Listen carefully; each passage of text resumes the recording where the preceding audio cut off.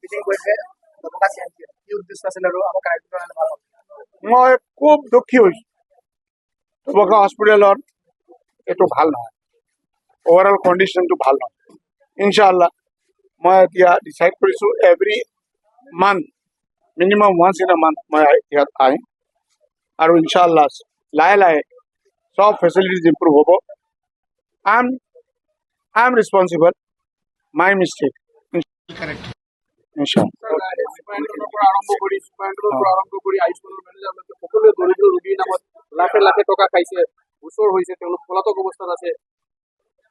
এই কিছুমান কাম গভৰ্ণমেণ্টে কৰিব লাগিব, মই মোৰ কাম কৰিম ইনশাআল্লাহ।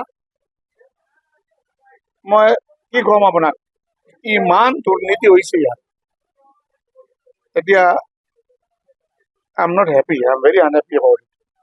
ইনশাআল্লাহ let's see what I can do. দিন কাণ্ড সন্দৰ্ভত কি ক'ব ছাৰ? এই মোৰ কাম নহয়, এইটো পুলিচৰ কাম। মই ইনশাআল্লাহ মই পাৱাৰ পুলিচৰ পাৱাৰ নহয়, CM সাহেবে কৰিব লাগিব।